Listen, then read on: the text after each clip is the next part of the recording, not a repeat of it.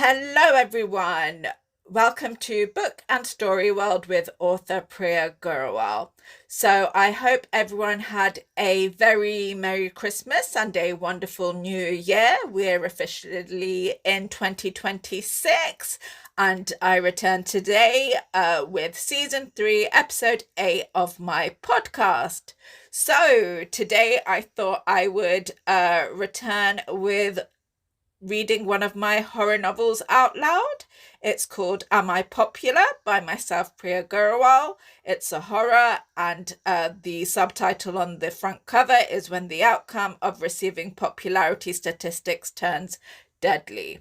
So that is available on Amazon in paperback or on Kindle. Right, so let's dig in. Am I Popular by myself, Priya Grewal. Chapter 1.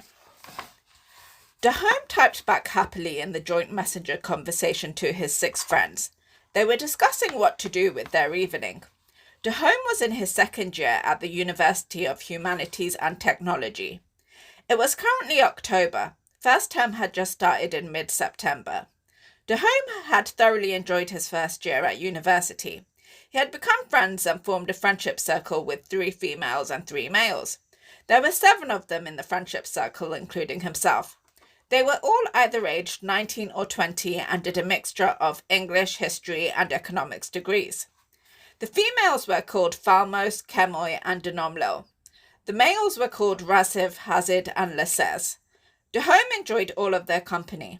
The 7 had lived in the campus halls in their first year and had continued to do so for their second year, as opposed to looking for a flat share like other students did for their second or third year. Dahome typed in the group conversation. I don't know, what do you guys want to do? I'm happy hanging out in halls for the evening in someone's room. Dahome stopped typing and saw that Falmos had begun to type. Dahome read her message that popped up in the conversation. Falmos: nobody wants to go out to the student night then? It was a Monday night. 2 of the clubs in town held student nights for university students every Monday and Tuesday. The 7 had become friends through a couple of them being in the same halls as one another and through being on the same degree courses. Dahome had discussed with Hazid, who was in the same halls as him, that the 7 should be a friendship circle. Dahome enjoyed their company because they were the right amount of catty, as he saw it, just like himself. Obviously, all of them had wanted to make friends, so enjoyed becoming an official circle of friends.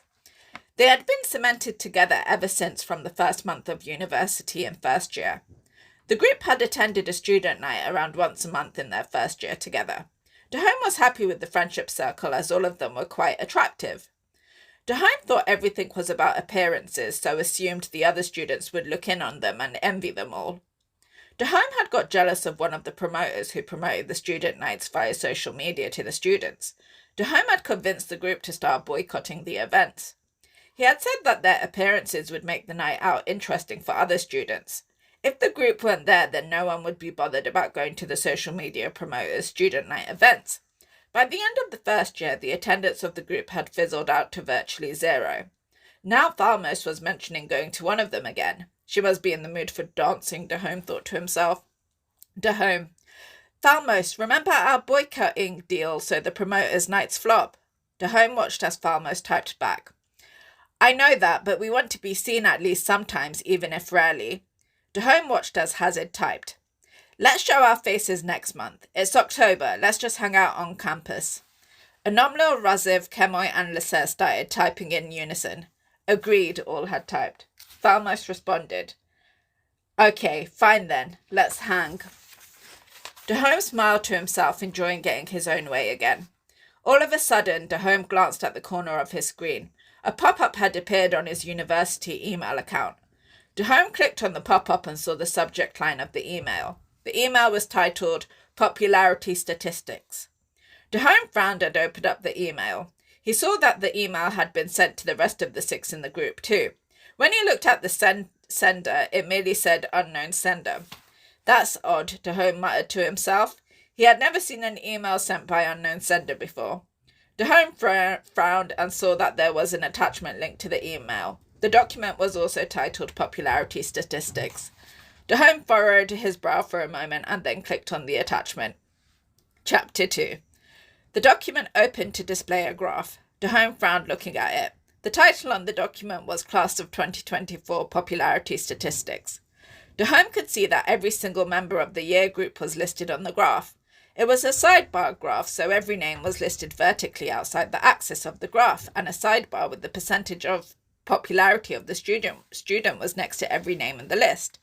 There were 500 students in the year group altogether. The document was several pages long. Dahome scrolled down the page searching for his name. He saw that some students had a long bar next to their names, others had much shorter ones. Finally, Dahome found his name. He gasped. He stared at his name and the percentage.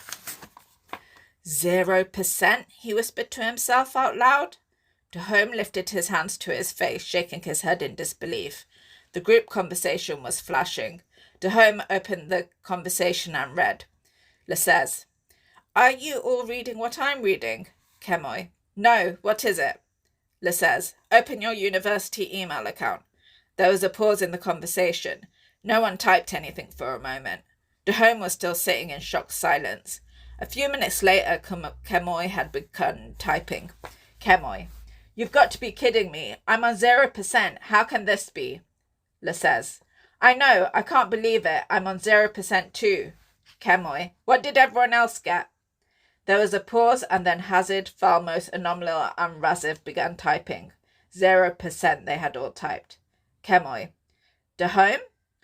Dahome stared at the screen, sinking into a darker mood. Dahome, "I got 0% too." Falmos, "Looks like we're the only ones on 0%. I've been scrolling down the pages looking, just us 7 on 0%. Dahome kicked back into life and couldn't stop moaning a moment later. Dahome, "How can this be? We're all on 0% for popularity. I thought being attractive made us automatically popular." Anomalil, "Looks like we were wrong." Raziv, "I knew we shouldn't have started boycotting events." Dahome, "Don't blame me." Raziv, "I'm not." Le says, "I guess being stuck up when people tried to speak to us at the student nights last year and around campus means we became unpopular." Falmos, "Still, we're the only ones on 0. Hazard, "Looks like most of the rest are between 30% and 70%, the odd 10% ones." Kemoy, "A few have really long bars next to their names." Hazard, "I'll get counting how many long bar ones there are." Anomalil, "I've already started." Falmos, "Who even sent it to us?" Kemoy, "I don't know. I didn't know showing yourself as unknown Sander was possible." Le says, "Do you think it was sent to the other students?" Falmos, "Looks like this email was sent to us 7 only." Dahome decided to take control of the situation. Dahome, "Okay, let's meet up a little later so we've got time to recover from the shock of these statistics. Shall we say our usual spot at the park next to campus where the benches are at 10:30 p.m? Anomalil, "Great, I'll have time to count all the ones on 80% to 100% by then." Hazard, "Me too." The rest of the group agreed to meet at 10:30 p.m. by the benches at the park. Dahome logged off.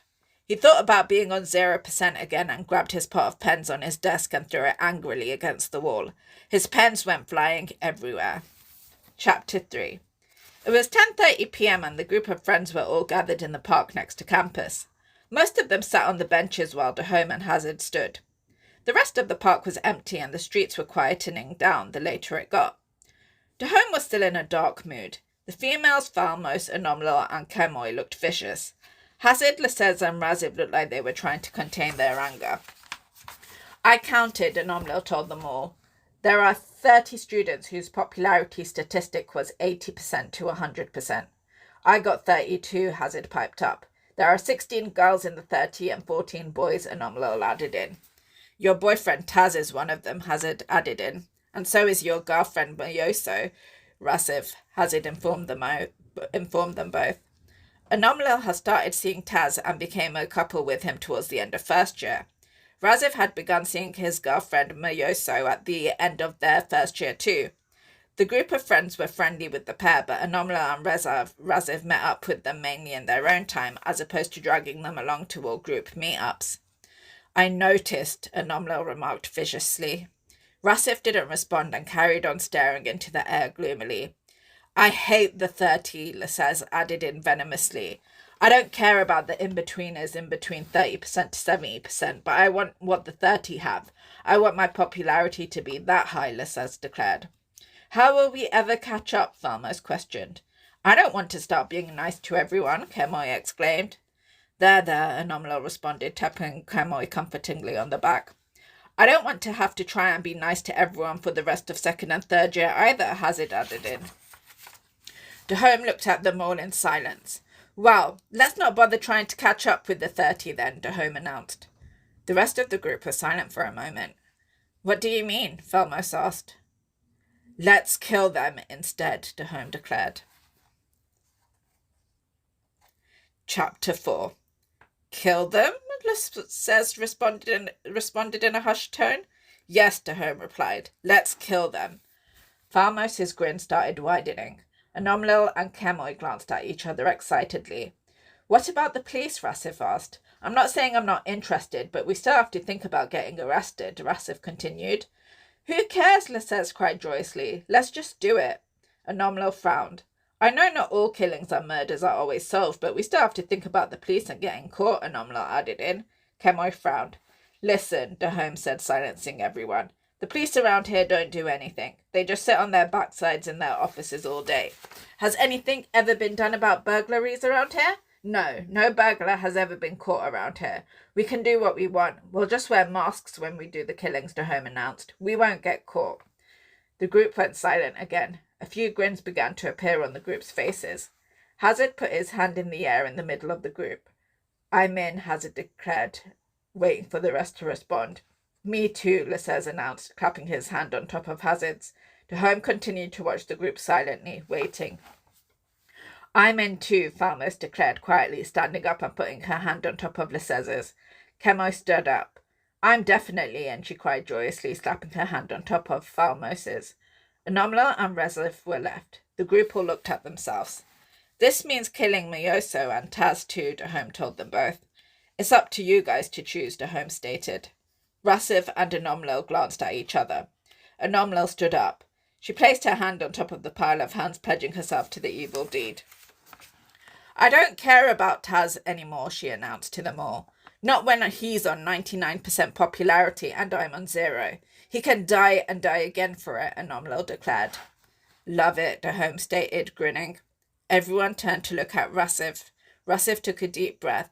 He stood up from the bench. He looked at their pile of hands for a second and slowly put his hand on top. I want revenge too. I'll stab Miyoso 1,000,000 times for her statistic over mine, Rassif declared. Anomalil grinned at Rassif. They're about to be our exes, Anomalil cackled.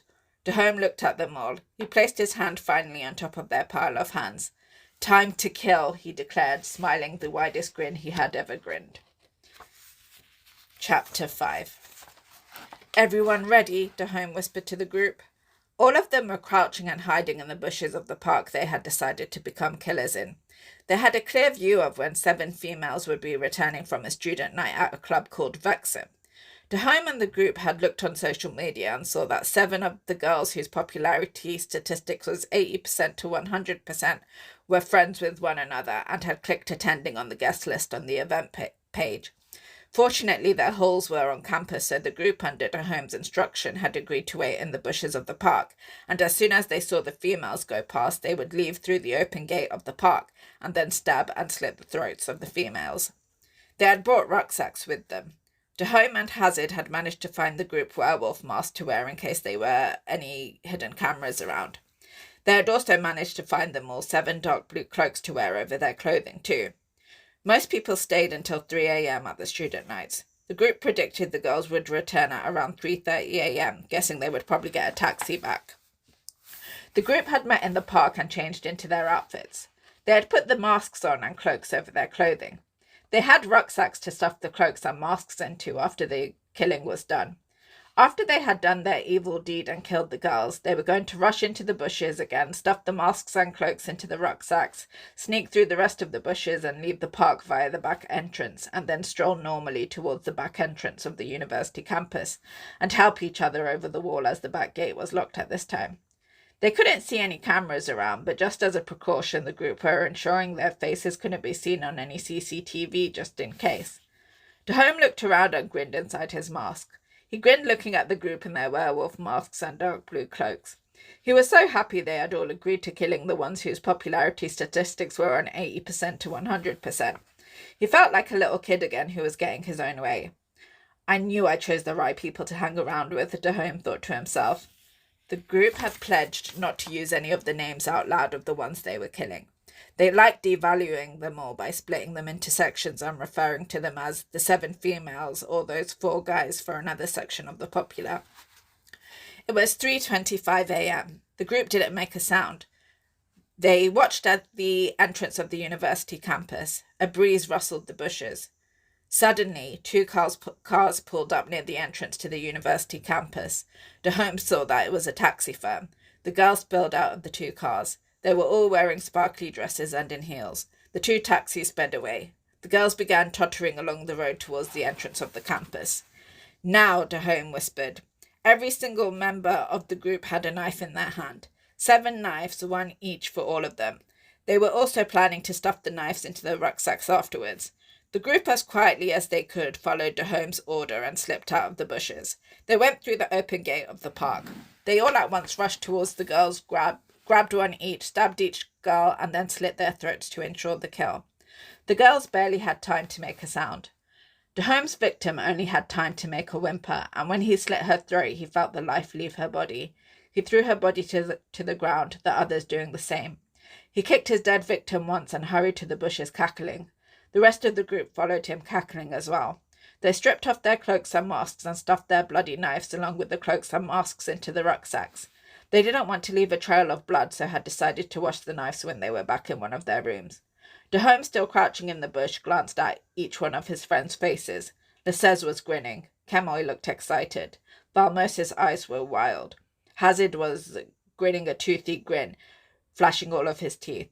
Anomalel had a small smile on her face, and Rassif was looking triumphant and pleased.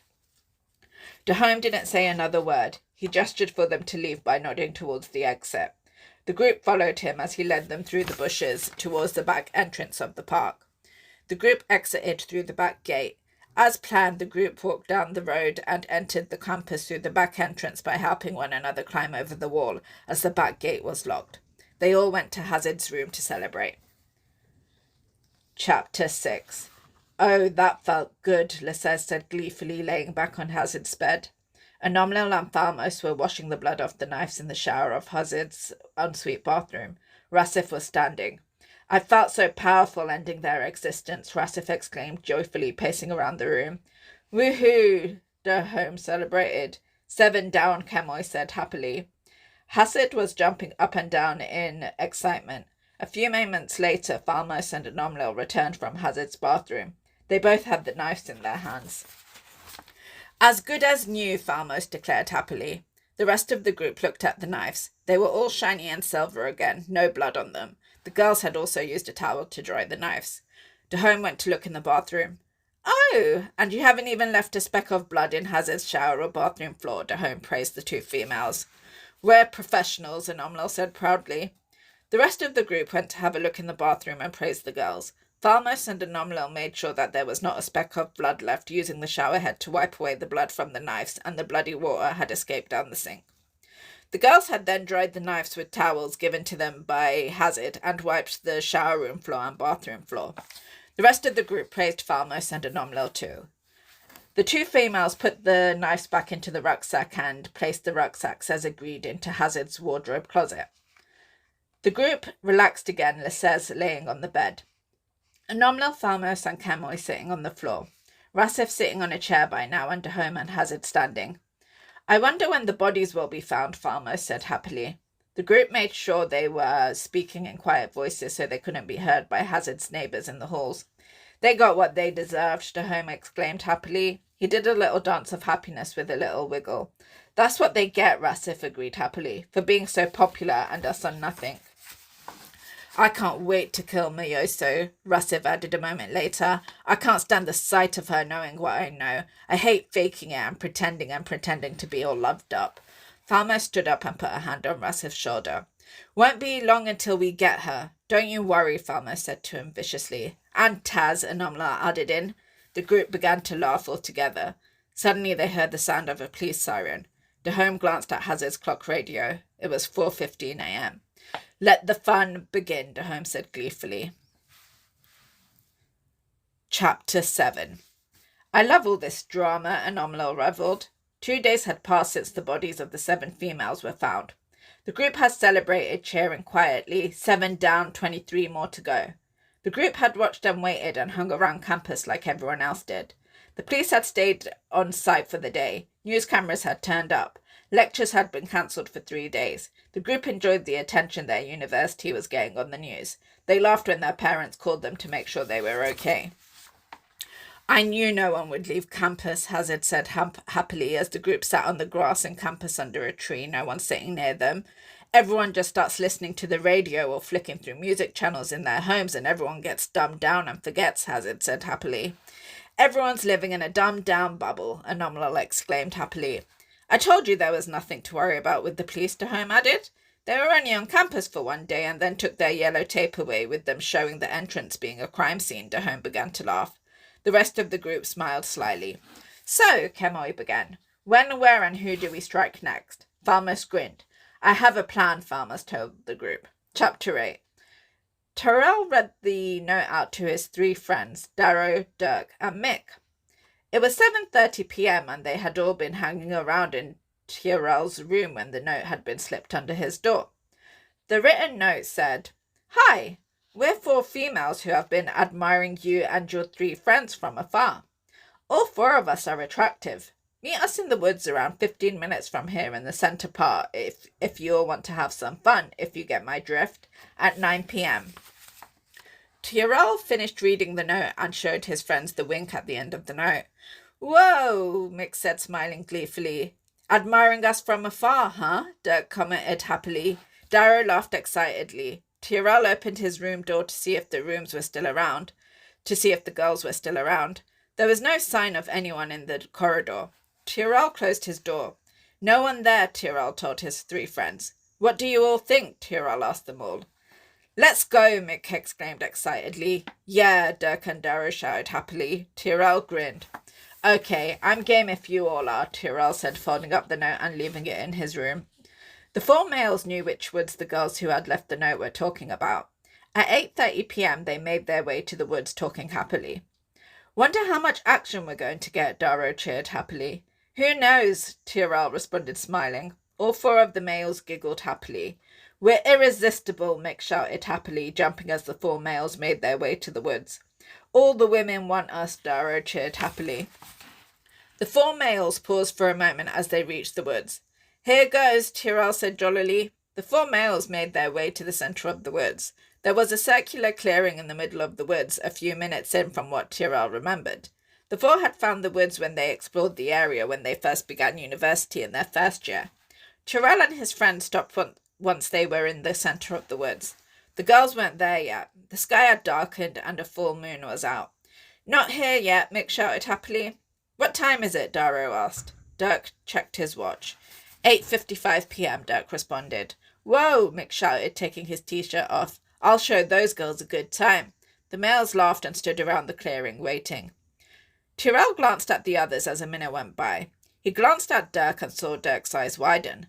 Dirk only had time to lift his finger and point for a split second when Tyrell saw cloaked figures in werewolf masks around the group. Tyrell felt himself grabbed aggressively from behind and felt a cold metal touch his neck. He cried out in pain as he felt the knife slice across his neck. Everything went dark. The group threw the 4 bodies to the ground. They started jumping up and down and cheering. "Great idea, Falmos," Lascelles celebrated. "That was brilliant," Russif agreed. "Told you," Falmos cheered triumphantly. "Boys are so gullible. A bit of flattery and they'll fall for anything." "Woohoo!" Dahome, Anomalil, Kemoy and Hazard cheered together. As planned, the group dragged the 4 bodies into the bushes so they were harder to find. Then they shed off their cloaks and masks as done previously and placed everything, along with the knives, back in their rucksacks. Russif clapped 4 times and lifted his arms in the air. "The 4 males are done," Russif announced gleefully. The group began cheering and jumping up and down before making their way back to campus. Chapter 9. "Feeling so powerful now," Hazard said the next day with the group all congregated in his room. 11 down, Anomlil cheered. No word on the bodies yet, Dahome remarked. I'll laugh if no one comes across the bodies for ages, Kemoy laughed. Yeah, Lascelles cheered, kicking his leg in the air as he lay on Hazard's bed. I feel like the master of death, Lascelles cheered. 19 more to go, Rassif commented cheerfully. 9 females and 10 males left, Falmos added in. Who's next? Kemoy asked, eyebrows raised. The group fell silent for a moment. Rassif broke the silence by speaking up first. Let's do a Valentine's Day massacre early and do Mioso and Taz, Rassif suggested eagerly. Dahome laughed. Can't wait to get Mioso out of the way, Dahome asked. The more we kill, the more powerful I feel. The more of the popular we kill, the more powerful and relevant I feel, Rassif announced. No more faking it, pretending to be in love when I'm furious about the statistics, Rassif told them all. Everyone glanced at Anomlil. I'm game, she said. Let's do this. The rest of the group nodded their head in agreement. Chapter 10. Come on, let's sneak into Jayra Park, Rassif suggested persuasively, dragging Mioso along the road with him. At 10:30 p.m., Mioso asked. It will be fun, Rassif persuaded. We can make out in the bushes. Mioso smiled. Fine, Mioso agreed. How do we get in? Won't the gate be locked at this time? I know a way in, Rassif told Mioso. I don't want to climb over anything, Mioso insisted. You don't have to climb over anything, Rassif assured Mioso. You're so naughty, Mioso teased Rassif. You know it, Rassif teased back. Rassif led Mioso through a back way into the park. They just had to walk past some buildings and through an alley to reach another way into the park. Rassif pulled Mioso along in the dark towards the bushes at the back of the park. Aren't you quite the adventurer, Mioso remarked, letting herself be pulled along by Rassif. Rassif grinned at Mioso in the dark of the night. You have no idea, he exclaimed. What makes you want to make out in the bushes so much? Taz asked Anomlil, following her further into the park. Why, are you complaining? Anomlil asked, glancing back at Taz's face for a moment. No, of course not, Taz replied. There was a moment of silence in the air. Anomlil turned round and hugged Taz for a moment. Other couples say they have loads of fun getting steamy in the bushes in public, Anomlil told him. Taz looked down at Anomlil. He kissed her forehead. Okay then, he responded. Lead the way. Taz continued to follow Anomlil further into the park. Taz followed Anomlil towards the bushes at the back of the park. He stopped for a moment when they were nearly there, seeing 2 figures approaching the same spot as themselves. The couple came to a stop in front of Anomlil and Taz. Taz squinted in the darkness, recognizing who the couple were. Rassif and Mioso, Taz remarked. Mioso smiled. What are you two doing here? Taz asked. Rassif put his arm around Mioso's shoulders and grinned. Anomlil put her arms around Taz's waist, hugging him. He responded by putting his arm over her shoulders. A split second later, Taz heard a rustling sound. He saw Mioso turning around to look in the direction of the sound. It came from the bushes. Taz and Mioso watched as they saw a few figures come out of the bushes in blue cloaks with werewolf masks on. What the Taz began. Taz didn't have time to finish his sentence. He felt his arms grabbed from the back and saw one of the mask-cloaked figures hand a knife over to Anomlil. Mioso cried out for a moment as she saw Rassif standing in front of her, a cloaked masked figure handing him a knife too. She also panicked, feeling her arms grabbed from behind. Bye-bye, Rassif spat at Mioso. Mioso's eyes widened as Rassif began stabbing her in the torso repeatedly. See you later, Anomlil sang to Taz a split second after Rassif.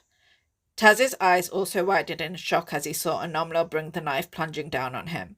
It would be the last thing he would ever see. Anomlil stabbed Taz repeatedly in his torso too. Mioso and Taz didn't utter a sound as they were stabbed. They could only manage a quiet cry out. Rassif and Anomlil stopped stabbing Mioso and Taz after stabbing them several times repeatedly, went behind the two and slit both of their throats to ensure the kill. Consider yourself dumped, Anomlil cackled, letting Taz's body fall to the ground. Rassif followed suit, cackling. It's definitely time to see other people, Rassif jeered at Mioso's body, happily kicking her in the face. The group all cheered again. As previously, they all dragged the bodies into the bushes again, so the corpses were found later rather than earlier. The rest of the group stripped off their masks and cloaks in the bushes and shoved them into the rucksacks again along with the knives. How do you both feel, Dahome asked Mioso and Taz happily. On top of the world, Anomlil cheered joyously. Like being on cloud 9. They're gone, Rasif cheered, raising his arms in the air in celebration. The rest of the group began cackling, all elated. They ran through the bushes cheering, making their way back to campus. Chapter 11. Dahome turned off the radio as the news on the radio switched to the weather forecast. The group were hanging around in Dahome's room the day after the killing of Mioso and Taz. The radio had just broadcast that 4 bodies, not yet identified, had been found in the woods near campus. Dirk and Anomlo began. Shh, Dahome interrupted. The 4 guys, remember? Anomlo smirked an evil smirk. Hasid, Lasez and Rasif all started laughing. Are you missing your former spouses? Dahome asked Rasif and Anomlo, swinging around on his chair. They weren't our spouses, Anomlo retorted. Dahome grinned. You know what I mean, he responded. No, Rasif aggressively jeered. Like I said, as we get rid of them, Rasif began. The more popular you feel? Falmos finished for him. Dahome nodded his head as if Falmos had said something spectacular. Well, we get rid of the popular ones and then focuses back on us as most interesting, as the most attractive, Dahome told the group, even if we're not very friendly. Camo started laughing. Not this again. What? Dahome spluttered. It's true. Anomalo stretched her arms happily in the air. Well, I know what you mean. It is like feeling relevance the more of them we kill off. Clearing the air a bit, Anomalo said happily. Well, you know what I'm going to ask next, Lasez commented. Who's next? Cheered Hazard and Rasif together, and Kamoy a split second later. Chapter 12. Hi guys, Hazard exclaimed jollily. Tima, Yasama, Jokro and Karsek stopped in front of Lasez and Hazard.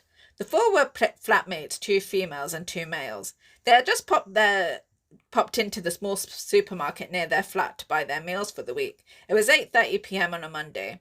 Tima and Yasama, the 2 females, recognized Hazard and Lasez from their English degree lectures. The 2 males had never spoken to either of them before. Tima smiled, recognizing them both. Oh, hello, Tima said, pretending this was normal and not mentioning being on the same degree course. Yasama glanced at Tima for a moment and smiled at the 2 males. Jokru and Karsak, the 2 males, responded by saying, What's up? In greeting. Hazard began to speak. We're actually having a bit of a party at Kathik Park around 10 minutes from here, Hazard told them all. The park only has small gates so we can sneak in easily, Hazard told them all. Some girls are meeting us there and a few guys. They're bringing the booze with them and a cassette player so we can play music, Lasez told the 4, smiling especially at Yasama, who was smiling up at him. We were just on our way there, Hazard told them all. Would you like to come with us? Jokru and Karsak glanced at one another excitedly for a second. That sounds cool, Jokru said. The two girls smiled excitedly. Can we just dump our bags in our flat? We'll be down again in 2 minutes, Jokru asked Hazard and Lasez on behalf of the 4. Course, Lasez responded. We'll wait right here. Tima saw Lasez glance at Hazard for a moment as the 4 opened their front door and walked up the stairs to their flat. They're both handsome, Yasama whispered to Tima excitedly when Jokru and Karsak weren't in earshot. They had dumped their bags in the kitchen and ran upstairs to their bedrooms quickly. Yasama and Tima placed their bags with their shopping on the kitchen table. I can't believe they're speaking to us, Tima exclaimed, surprised. They haven't bothered saying hello before and haven't added us on social media from being on the same course either. Yasama giggled. Looks like second year is going to be exciting. Jokra and Karsak came down the stairs. They had both changed into shirts. Tima and Yasama glanced at them. Who are you trying to impress? Tima laughed. Come on, Jokra responded, looking embarrassed. The 4 closed their flat door and ran down the stairs and out the front door. Lasez and Hazard smiled at the girls and nodded their heads to the boys. Lead the way, Karsak said excitedly. Lasez and Hazard made small talk on the way to the park. They asked Jokra and Karsak which degree courses they were on. Lasez said, oh yeah, when the females mentioned Hazard and Lasez being on the same degree course as themselves. We're here, Hazard announced happily, leaping over the small gate in front of them. The rest of the boys followed suit. Hazard and Lasez lifted both girls over the gate. Both of the girls looked a little flustered afterwards. Lasez and Hazard ran enthusiastically ahead, cheering. Jokra Karsak walked hurriedly behind them. They took the 4 further into the park. They walked past the swings and slides area for children and stopped in front of some large hedges of bushes. Music began to play. Jokra, Karsak, Tima and Yasama looked at each other excitedly. The music playing was strange otherworldly music without lyrics. What kind of music is this? Jokra asked playfully. You'll see, Hazard responded. Where's everyone else? Karsak asked Lascelles and Hazard in the dark, looking for signs of other people. The four couldn't see where the music was coming from.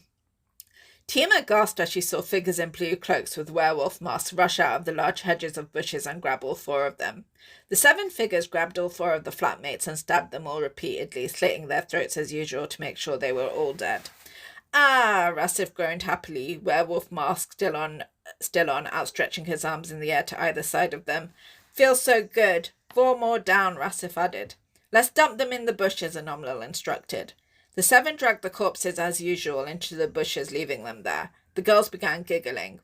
Yes, yes, yes, Kamui whispered, celebrating.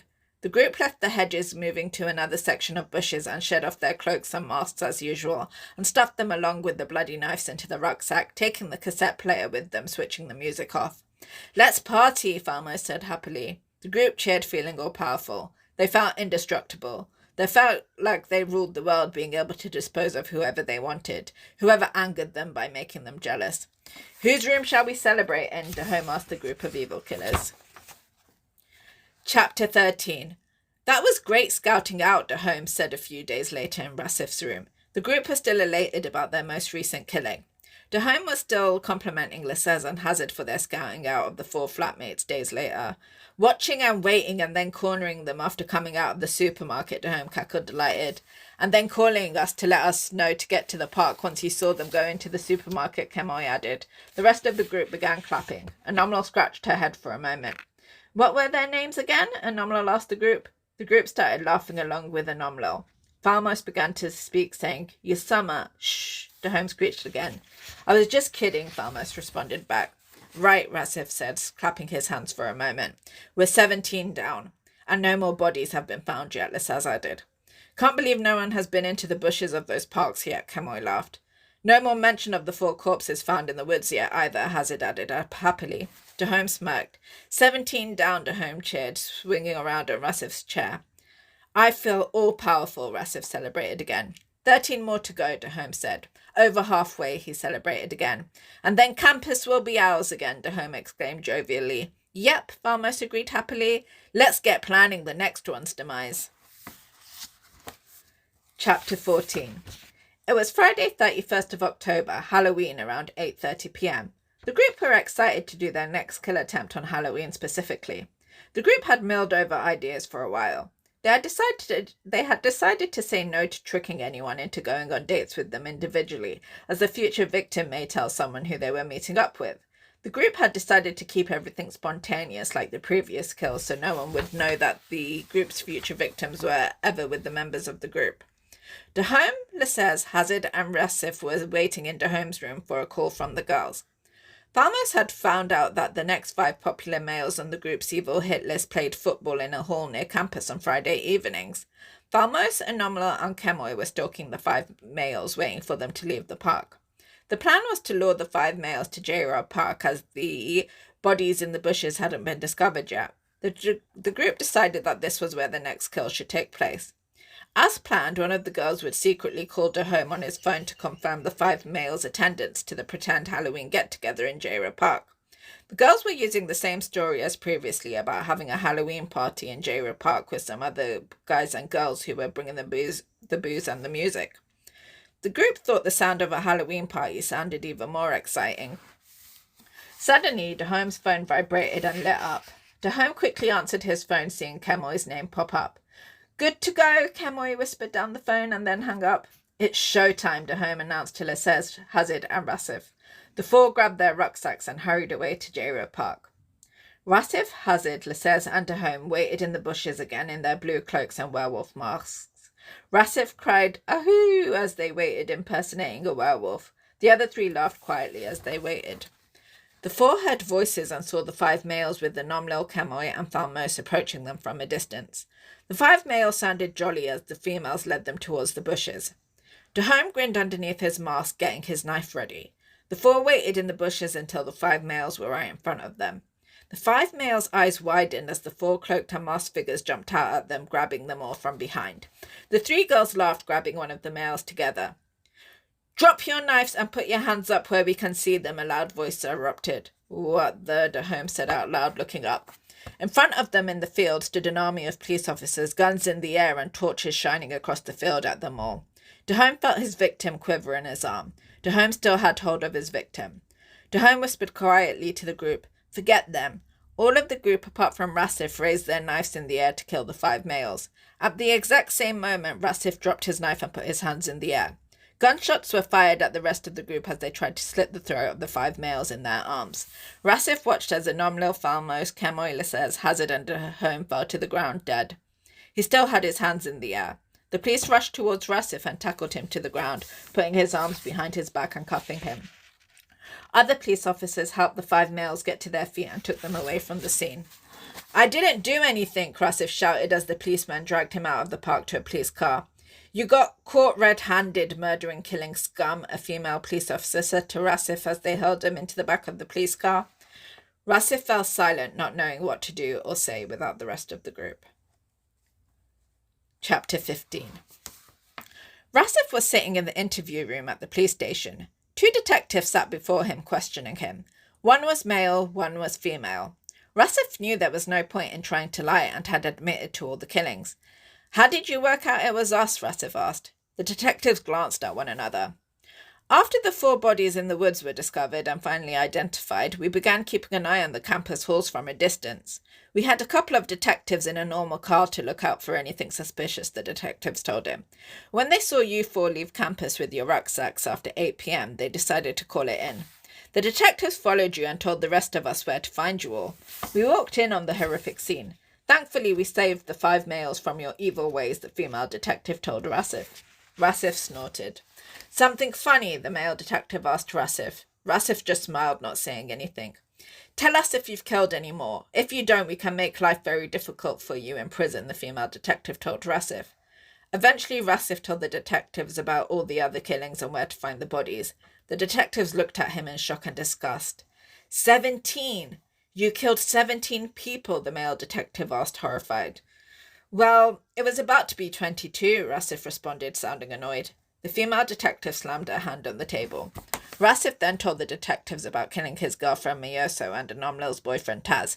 He smirked as he did it. The detectives looked at Rassif, shocked.